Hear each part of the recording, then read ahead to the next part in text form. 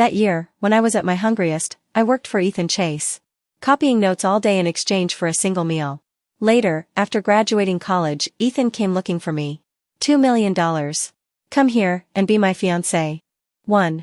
When I was in high school, my mom wouldn't give me any money, not a single cent. She said if I had the guts to insist on going to school, I couldn't possibly be worried about food. But I still went to school, clutching the $200 I had secretly saved. I stretched that $200 for half a month, eating frugally. But the money eventually ran out, and I resorted to drinking water. At that time, there wasn't a water heater in the classroom. I filled my stomach with ice-cold purified water. It was autumn, and the weather was cool, so it felt like ice was forming in my stomach. I could hear the water sloshing around inside with every movement. I endured 3 days like that, at the age of 14, so hungry that I felt like I could bite someone. I even had to pluck the grass on the side of the road just to taste something. Later, when I was on the verge of passing out from hunger, Ethan was eating next to me.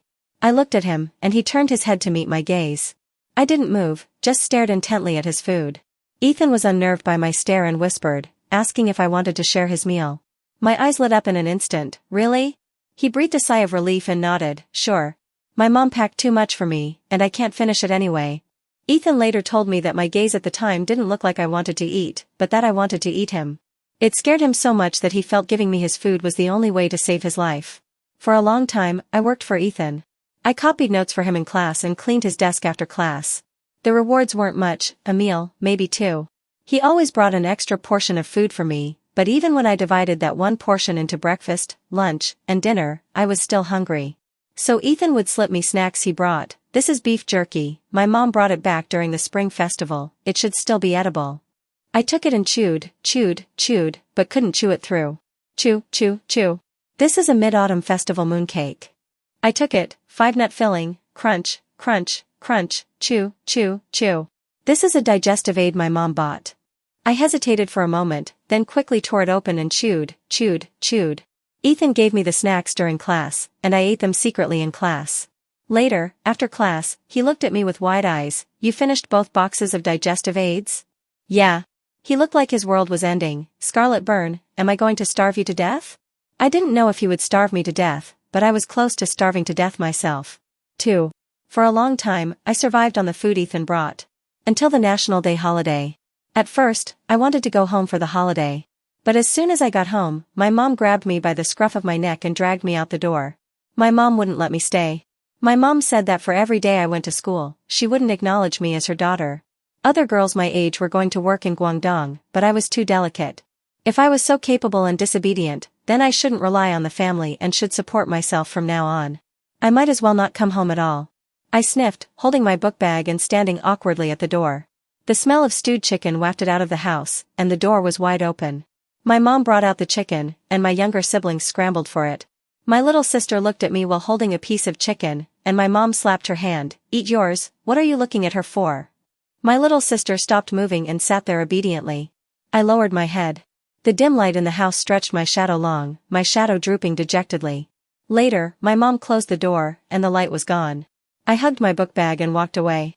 That day, I stayed overnight at the train station. The next day, I woke up and saw Ethan. He was going on vacation with his parents. He looked up at the ticket gate and was shocked to see me. What are you doing here? My mom won't let me stay at home, and it's warmer at the train station. Holy crap, is she really your mom? Yeah. That day, Ethan didn't get on the train. I don't know what he said to his parents, but they boarded the train, and he stayed behind. After seeing them off, he turned around, looked at me, and sighed, let's go to my house. He walked ahead, and I hurried to follow him with my book bag on my back.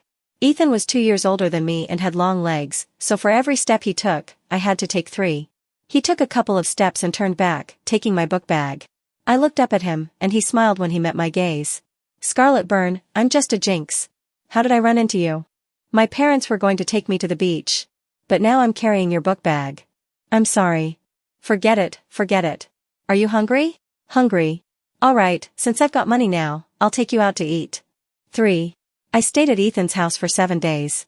Ethan's house was different from mine. My house had 4 children. The older ones cried, the younger ones made noise, and the 4 of us were squeezed into one room. It was always messy. He was an only child, and the whole house was clean and tidy, beautiful. The complex had greenery, there was an elevator to go up and down, the house had a guest room, and there were flowers and plants on the balcony. The only downside was that there was no food. I woke up hungry in the middle of the night and couldn't find anything to eat, not even a digestive aid.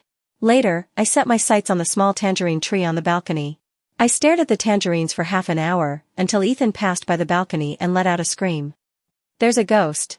I froze and turned to look at Ethan, who finally realized it was me. "Wait, Scarlett, what are you doing on the balcony?" "Oh, tangerines. If you want to eat them, just pick them." Ethan was so scared that he started to tear up that day, and I cried too, hugging the tangerines in gratitude. These tangerines were so delicious. Sweet. The next day, Ethan took me out to buy groceries and snacks, repeatedly telling me, "Scarlett, you're not allowed to squat on the balcony in the middle of the night without turning on the lights and without tying up your hair. It's creepy." I nodded like a woodpecker, looking at him gratefully. He met my gaze and paused for a moment before laughing. Let's go home." That day, I cooked, did my homework after cooking, and explained problems to Ethan after finishing my homework. Ethan didn't care, looking at the workbook in a nonchalant manner, listening with half an ear. Later, he suddenly remembered something and took my ID card, asking me, "Scarlett, why are you only 14 when you're already in high school?" I thought about it before explaining seriously. I skipped grades in elementary school. I didn't go to kindergarten and went straight to first grade at 6 years old. After finishing first grade, I transferred schools and went to third grade, so I'm 2 years younger than you guys. Tisk, why rush so much? My parents said before that I would have to work at 16. When I was little, I thought that as long as I could get into college before 16, I wouldn't have to work. But high school requires tuition, so my parents still want me to work. They say that things aren't as strict outside as they are at home, and as long as I go out, I can earn money even at 14. Ethan was silent for a long time that day, then laughed out of anger. 14 years old. Your parents are something else. During the National Day holiday, I originally wanted to find a part-time job, but no one wanted me because I was under 16. In the end, I only found one job posting small advertisements, earning $80 a day. Ethan had nothing to do, so he also found a part-time job, catching people who posted small advertisements. I worked for half a day and was caught by Ethan, who lectured me for half a day. Later, when work was over, I got $80, and Ethan got $120. I looked at my $80, then at his $120. He raised his eyebrows and stuffed the $120 into his pocket. I hesitated for a while, clutching the $80, but then I gave him the $80. "Ethan, let me treat you to a meal." He was stunned and took the $80 after a long time. At the Shaxian restaurant at the entrance of Ethan's complex, 2 bowls of noodles, a plate of steamed dumplings, and a plate of buns cost $40. I don't remember the other details, but I do remember that I ate very well that day. 4. Including the weekend, I worked part-time for a total of 6 days during the National Day holiday. Excluding the money spent on that meal, I earned a total of $440. The day school started was the happiest day for me because my student aid was released. I scraped together $2,000 and counted the money over and over again. Later, I borrowed Ethan's phone. Ethan asked me what I was doing. I borrowed money for my high school tuition from my neighbor. I have to pay her back. He was confused. How much do you have to pay back? $1,500. After paying back the money, I had $500 left. That $500 was enough for me to live on for a month, and I could still find other part-time jobs on the weekends this month. I felt better and even bought myself a new book bag. The old book bag was tattered and had 3 or 4 knots. The new book bag was bought online for $20. The book bag was big and could hold a lot. Ethan sighed that day when he looked at me. He and I were classmates, and he still brought me food often. He said his mom made a lot, so bringing a little extra didn't matter. Ethan was a very good person, and his mother was also a very good person. Because after the National Day holiday, every meal that Ethan brought me had a fried egg in it. The kind of fried egg that was specially fried and sprinkled with chopped green onions. One weekend later, Ethan asked me, "Are you going home this week?" I shook my head. "My mom won't let me." "That's perfect. Pack up this afternoon and come to my house." Our school had a standard 696 system, with classes starting at 6 in the morning and ending at 9 at night, 6 days a week. We only started our Sundays after finishing classes on Saturday afternoon. I finished school at 5 o'clock, packed my book bag, and left with Ethan. I didn't know until that day that Ethan's cousin was getting married, and preparations had started the day before. I helped Ethan with the preparations in the evening, ate a communal meal after we were done, and slept with his cousin that night. I woke up in the middle of the night and realized that Ethan was sitting in the living room playing games. I leaned closer, and he saw me, turned off his phone, and asked, "What's wrong?" Why aren't you sleeping? Can't sleep. Why? He scratched his hair and sighed. My mom recently asked me to go abroad. She said that with my grades, I won't be able to make a name for myself in the country. After he said that, he lowered his head and looked at his phone. I knew better than to keep asking, but that day when I returned to the room, I couldn't help but think while staring at the ceiling. When Ethan leaves, will I not be able to find anyone to eat with when I'm hungry? The next day, I got up early to pick up the bride. Ethan's cousin and I were in the same car. It was a traditional Chinese wedding, and the bride had bright eyes and white teeth, wearing a phoenix coronet and embroidered cape. I was stunned until the bride's mother smiled and handed me a red envelope. At that moment, I knew why Ethan wanted me to come. The girls picking up the bride received $200 red envelopes and delicious food. That day, Ethan was part of the groomsmen's group, tall and handsome, wearing a suit, and even his hair was meticulously styled. I chewed on candy and watched him standing on the high platform. Later, he came down from the stage and waved at me. I ran over and was stuffed with a handful of chocolates by him. Let's go, carrying your book bag, I'll take you to the backstage to get snacks. Before he finished speaking, he looked at me and laughed. Who did your hair and makeup? This little tutu and 2 buns, you look like you're cosplaying Little Chiao. Who's Little Chiao? A game character, not bad, pretty good. I didn't understand and opened a bag of chocolate and chewed. 5. Ethan was very diligent in his studies for a while, but he gave up after a while. He was too lazy. I still copied notes for him every day. I took my own notes in class and copied notes for him after class. Occasionally, when I had free time, I would nibble on steamed buns and read books. I had several steamed buns stuffed in my desk. I would eat a little when I was hungry. Back in high school, it wasn't just me who was hungry. Other people in the class were also easily hungry. We ate at 7 in the morning, and the second meal wasn't until 12 noon, but it was the time when we were growing, so many people started to get hungry around 10 o'clock. The school didn't steam many steamed buns, and sometimes when I ate, Ethan would come and ask for a piece, then the person in front would also ask for a piece, and then the person in the back would also ask for a piece. Later, I got used to it.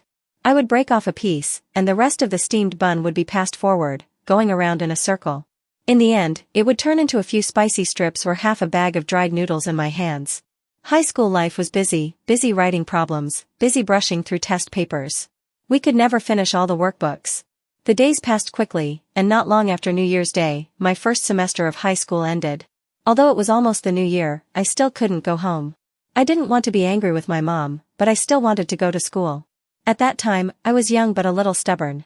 I just felt that as long as I went to school, there would be more than just working to earn money in life. I didn't go home for the new year. Later, a factory that was rushing to meet a deadline really needed people, so they kept me. I worked 12 hours a day, earned $100, and got $2,000 after working for 20 days. On New Year's Eve, the factory gave us a holiday, and Ethan came to pick me up. He was riding an electric bike. The small electric bike circled half the city, and the river on the edge of the city was frozen with a thick layer of ice. Some people were skating, some people were setting off fireworks. The fireworks during the day weren't as bright, but they were still beautiful enough. We played for a long time, until it was late and all the shops were closed. Ethan took me to his old house to celebrate the new year. Ethan's family had a big family of 70 or 80 people celebrating the new year together. The New Year's Eve dinner had 6 tables, and I blended into the crowd, unnoticed and uncared for. Later, when it was time to give New Year's greetings, a group of children knelt, and Ethan pressed me down to kneel as well. The adults handed out New Year's money, and they gave me some too. In the dimly lit courtyard, someone looked at me with some hesitation, but still gave me the money.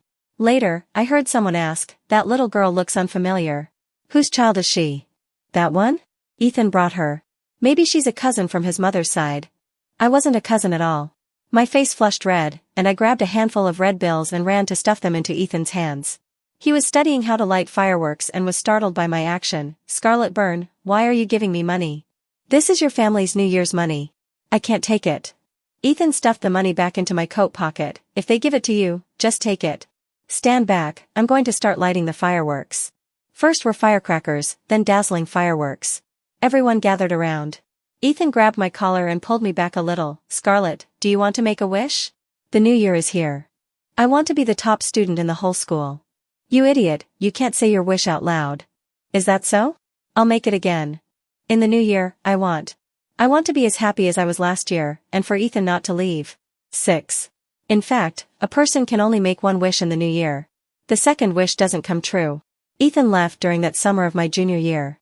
That summer, I was still working at a convenience store when he came in to buy a pack of cigarettes. I was shocked. "You actually smoke?"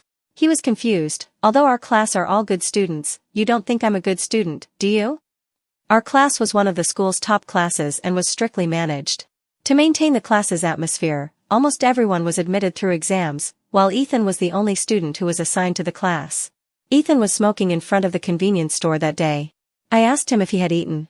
I was very good at baking buns. Did he want one? He said okay, and I baked him one. He put out the cigarette. The bun was hot, and he took it back and forth between his hands. Later, when the bun cooled down a bit, he sat leisurely next to me and took small bites. After finishing the bun, he wiped his mouth gracefully and looked up. "Scarlet Byrne, how much do I owe you?" I shook my head. "No need, it's on me." He laughed, then touched his pocket and placed $325 on the table. "All right, thanks. But this is for you." I got anxious. "It doesn't take that much." "Take it. We won't see each other again.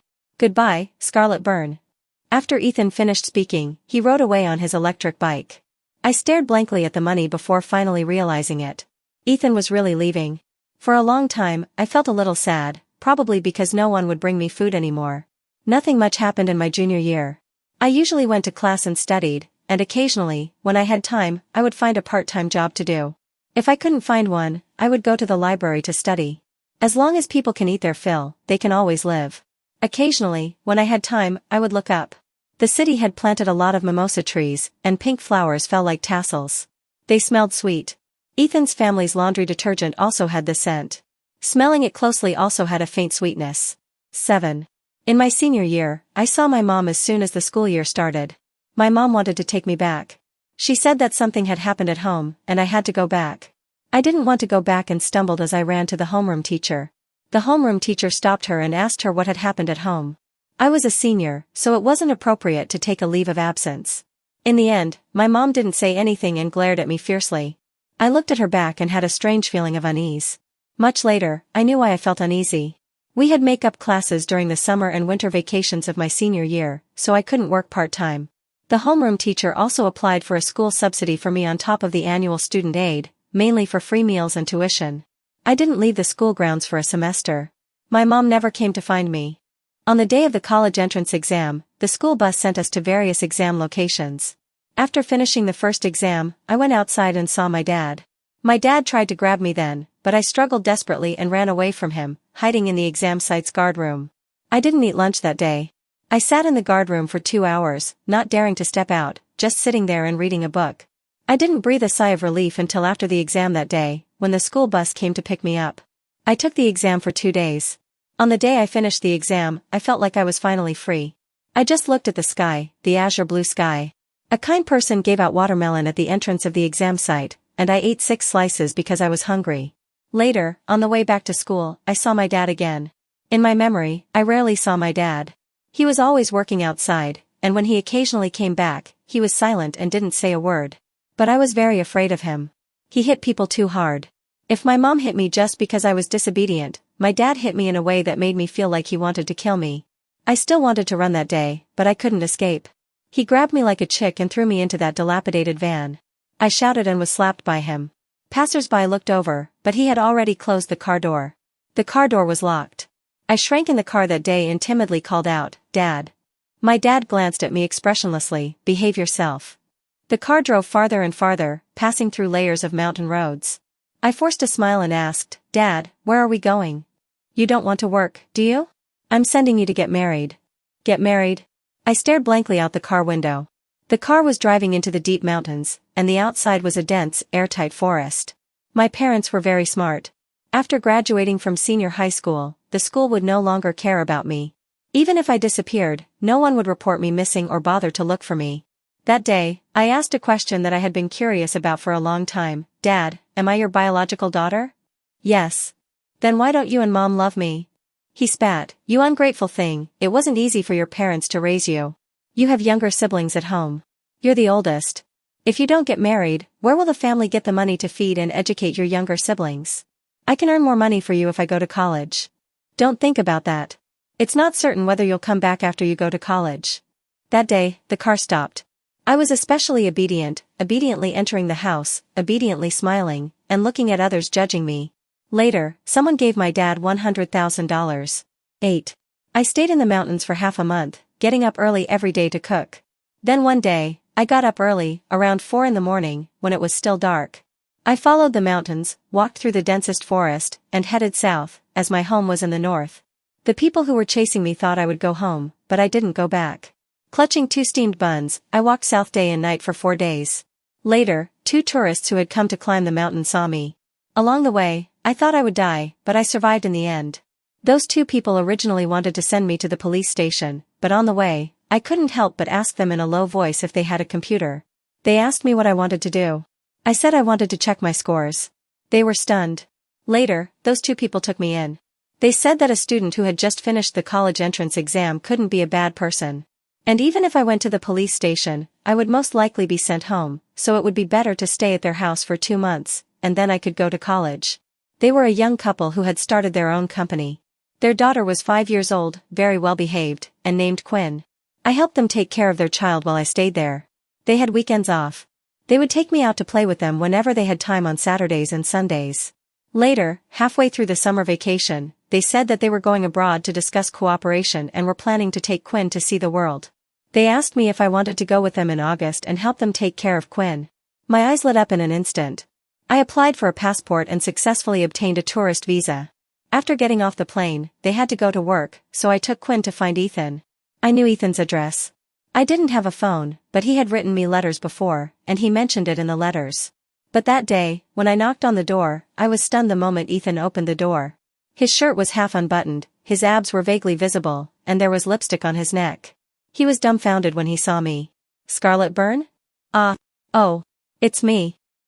I was holding Quinn, and a woman in a beautiful lace pajamas walked over behind him and asked Ethan in fluent English, "Who is this?" Ethan gritted his teeth. "My wife brought my daughter to see me." Me? Was he talking about me?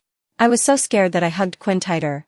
Quinn in my arms was also stunned and didn't dare to eat the ice cream she was holding. The woman frowned. "Aren't you 18? We Asians get married early." The woman frowned, flicked her sleeve, and left, leaving me and Ethan behind. Ethan glanced at me, pulled me into the house, locked the door, and let out a long sigh. Quinn started making a fuss as soon as she got into the house and wandered around on her own. I looked at Ethan and couldn't help but say, "Did I come at a bad time?" "No, it's the perfect time." Ethan's eyes were red, and he looked like he was about to cry. "Scarlet, your brother almost got assaulted." "Wow, forced love. Scarlet Byrne?" He was furious, so I didn't dare to be cheeky anymore and seriously asked, "What exactly happened?" I was in a relationship. I just didn't think so much. She confessed to me, and I agreed. She said she was coming over today to sit for a while. And then? She didn't say sitting for a while meant sitting on me, and she even said she wanted to drug me. She's a boxer, I can't beat her. Almost losing his virginity, Ethan held his head and squatted there, completely breaking down. 9. He had been here for 2 years, and many things had broken him down, but this was the first time he had broken down so completely. Ethan wanted to change apartments that day, and I took Quinn with him to look at apartments. Later, he changed to another apartment in a complex closer to his university. He relaxed and teased Quinn, "Where did you steal this child from?" "Oh, you were just calling me wife and daughter. Now I stole her." Ethan's words were stuck in his throat. After a long time, he said in a stuffy voice, "Scarlet Byrne, you're getting better and better at making fun of people." I didn't answer. Later, in the evening, Quinn's parents came to pick us up, and Ethan wanted to treat them to dinner. He said that meeting in a foreign country wasn't easy, and he had to treat them. I didn't care. I only cared about when dinner would be served. After dinner that day, Ethan added me on WeChat. After adding me, he sighed that he finally had my contact information after so long. It wasn't that he didn't want to add me before, but I didn't have a phone before. He took me to play for 2 days, and then we went back. The end of August was the hottest time of summer, and Quinn's parents prepared the things I needed for the start of school. Before leaving, they stuffed $2,000 into my hands. I wanted to refuse. I was already very grateful that they had taken me in for 2 months. But later they still stuffed it into my suitcase. Quinn cried the day I said goodbye to her. Young children don't understand separation. She only knew that she wouldn't see me tomorrow. 10. I did well on the college entrance exam. Although not the top-notch Tsinghua or Peking University, it was a very good 211 university.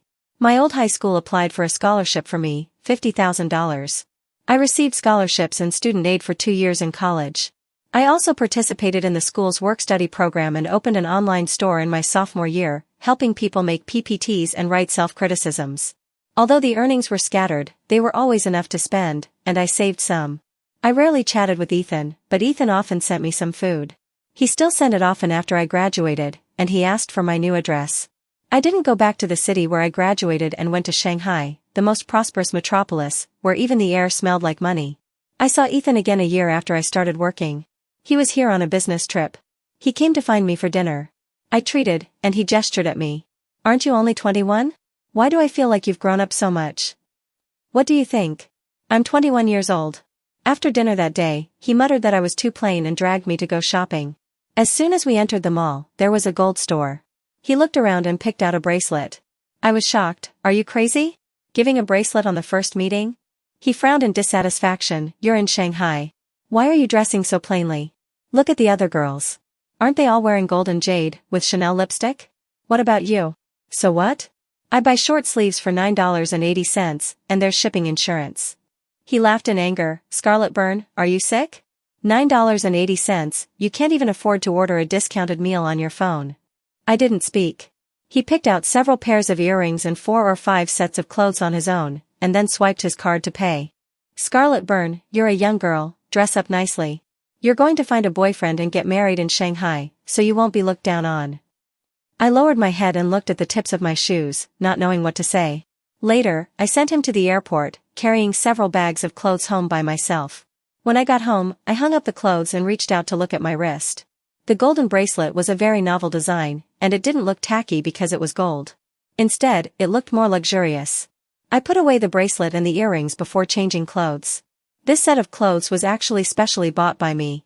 A whole set of dress with an outer garment for $300, which was still good looking, but the quality was average, and it couldn't compare with Ethan's $2,600 dress. Ethan was a very nice person, and his taste was also good, but he stood too high. When I was a child, I didn't know the concept of Ethan's family. I only knew that Ethan's family was rich and very powerful.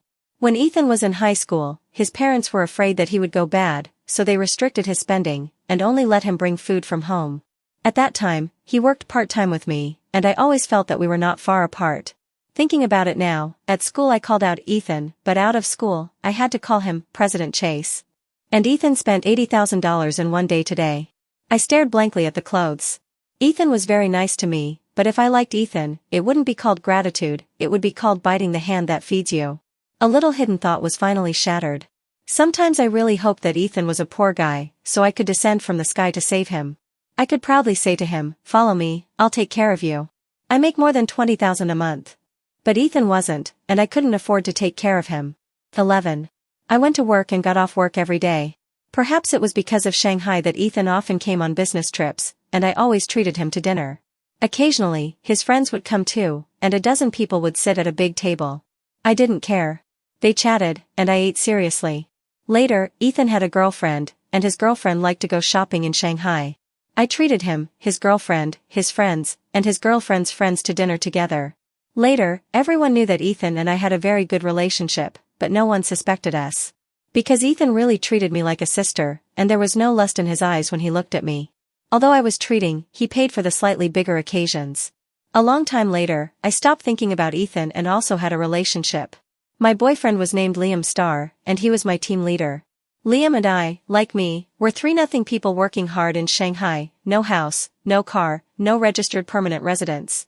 His biggest advantage was that he was a very nice person. I realized this when I first came here. He was very gentle and emotionally stable. I hadn't seen him get angry in the year or so I had been here. I like gentle and delicate people. Those kinds of people themselves made others feel comfortable.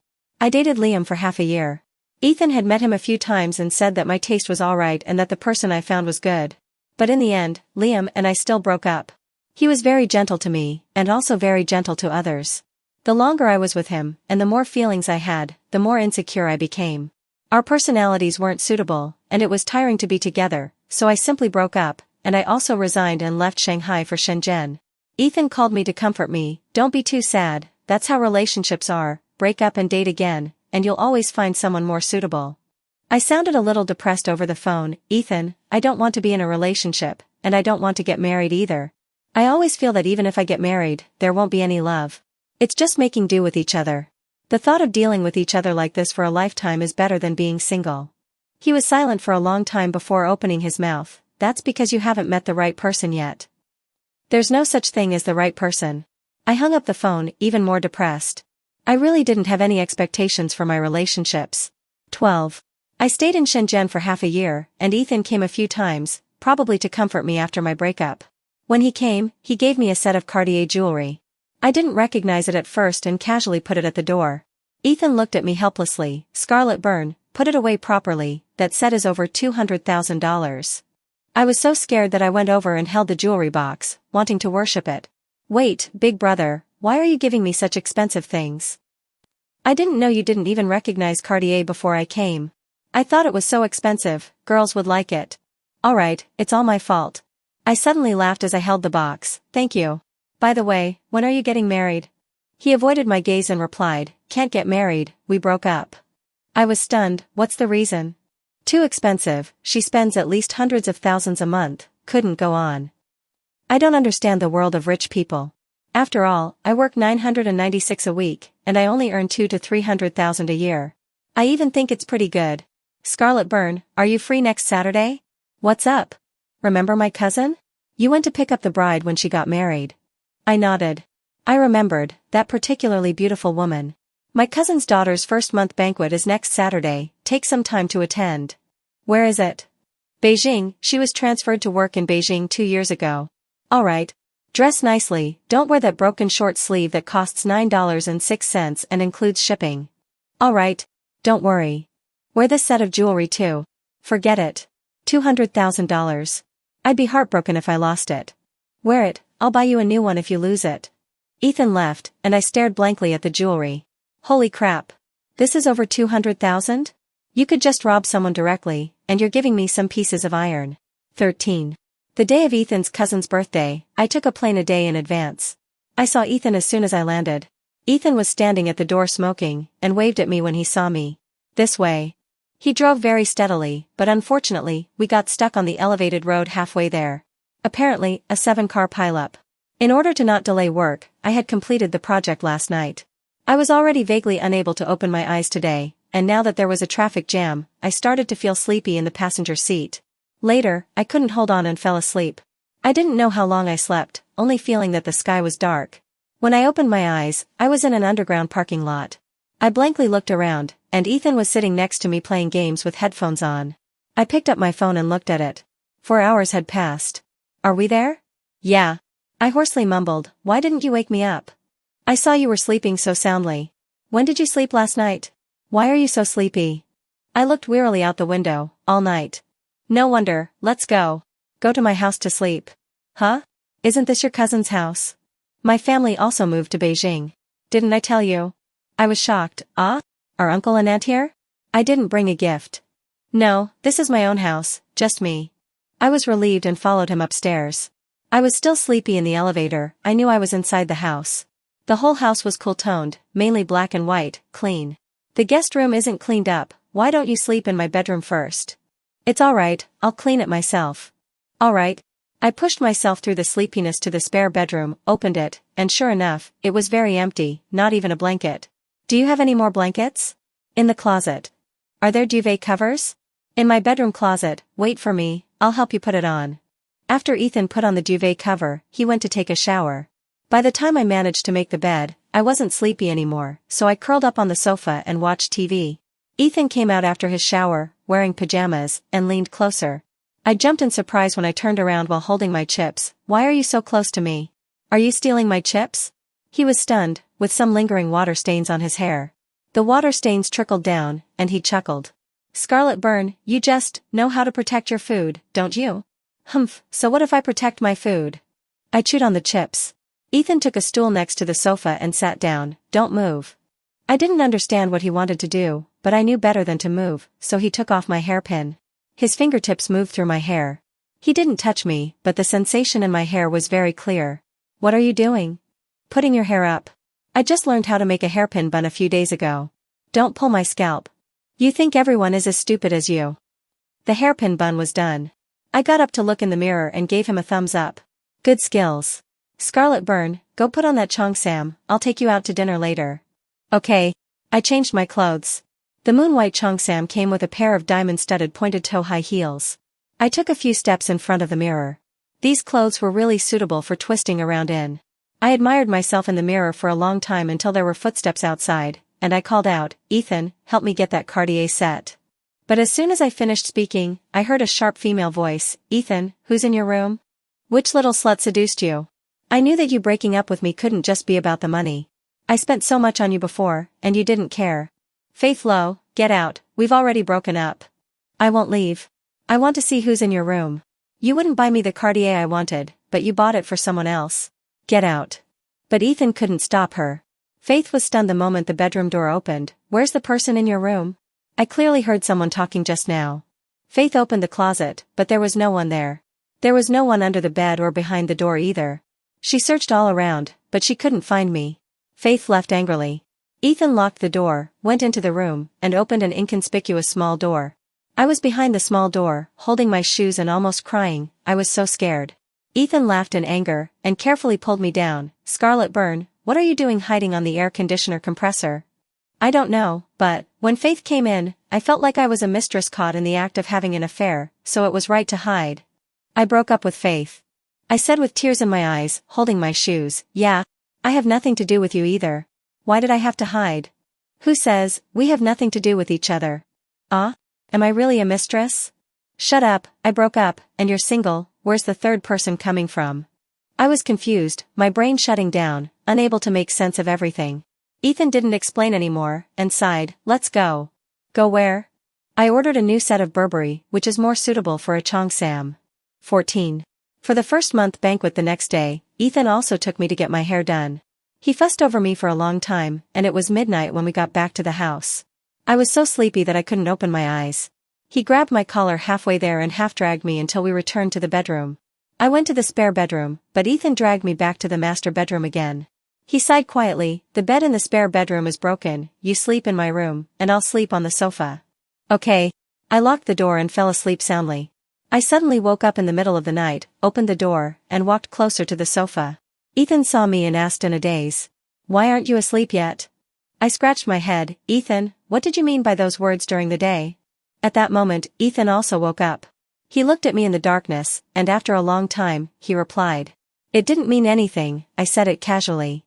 I let out a sigh of relief and laughed. "You scared me." I suddenly realized that I thought you were confessing your feelings to me during the day. I got up to leave, but he grabbed my wrist as soon as I stood up. "Scarlet Burn." I stopped, not turning back, not saying anything. "Scarlet Burn, the bed in the spare bedroom isn't broken. I just wanted you to sleep in my room." "Oh?" I lowered my head and looked at the ground. "Scarlet Burn, I don't mean that. I didn't want to do anything with you. I just feel inexplicably happy when I think about you sleeping in my room. I feel happy when I think about seeing you when I wake up tomorrow morning. I feel like you're here, not as a guest." "Ethan, don't you want to sleep with me?" I looked down at him. He was stunned and subconsciously retorted, "I don't mean." "Then let's sleep together." He froze. After a long time, I heard him laugh. "Scarlet Burn, you're so smart. You knew it all along, didn't you?" "No. You didn't say it, how would I know? I just thought, since we've met so many times, I was wondering if there's a possibility that you might like me a little too." "Then why did you date? Why did you introduce your boyfriend to me? How can you bully me?" "Scarlet Burn, even you can't bully me. You had a girlfriend too." "She wasn't, I didn't do anything, I didn't like her, I didn't even understand what like was at that time, I was just afraid of the feeling of being in a relationship, and I wanted to try to get rid of it." "Ethan." "Yeah. I especially like you, don't hide, don't be afraid." 15. That day, the banquet ended. I hadn't seen Aunt Chase for many years. Aunt Chase recognized me the moment she saw me. "Scarlet Burn, is that you?" "Auntie, it's me. Long time no see, Auntie, your temperament is getting better and better." Aunt Chase laughed. Actually, Ethan took after his mom, with a clean appearance and a bit of pride in his eyes. Aunt Chase asked me, "When do you have time to come to our house for dinner?" I smiled happily. "Yes, Auntie, thank you for the food and fried eggs back then." "Oh. Those fried eggs, I almost forgot, those were fried by Ethan. He seemed to think it was embarrassing for him to make fried eggs, and he didn't let me tell anyone." "Mom, what are you chatting about?" Ethan walked closer, hooked his arm around my shoulders. Aunt Chase looked at him, then at me, and finally smiled. When you have time, bring her home for dinner. The little girl still remembers those fried eggs from back then. Aunt Chase left, and Ethan was stunned. After a long time, he tilted his head and rubbed my hair. Scarlet burn. I turned back, tiptoed, hooked my arms around his neck, and leaned over for a kiss. His face flushed red. What are you doing, you hooligan? You don't like it? Then I won't kiss you next time. I like it. Ethan pulled me into a deserted corner, and between breaths, he hugged me. Scarlet burn, why didn't I start dating you sooner? Sooner wouldn't have worked. There was no money back then, and I was purely hungry. Even if you stood naked in front of me, I would only think about where to get some food for lunch. He chuckled, his chin pressed against my neck, and his fingers intertwined with mine. I love you. Bonus 1, Ethan's diary. Ethan rarely wrote a diary. He never knew what the point of writing a diary was. It wasn't until he went abroad that he looked through his diary. September 1st, sunny. First day of junior year, changed seats. My deskmate is thin and small, wearing ill-fitting clothes. She said her name is Scarlet Byrne. September 15th, cloudy. Scarlet Byrne looks like she's about to starve to death. I shared my food with her. Mom said I should learn to do good deeds. This should count as a good deed. September 18th, light rain. It started raining today. Scarlet Byrne ate 2 boxes of digestive aid because she was hungry. I originally brought it to her because I was afraid she would overeat today. After all, I brought her all the edible things from home.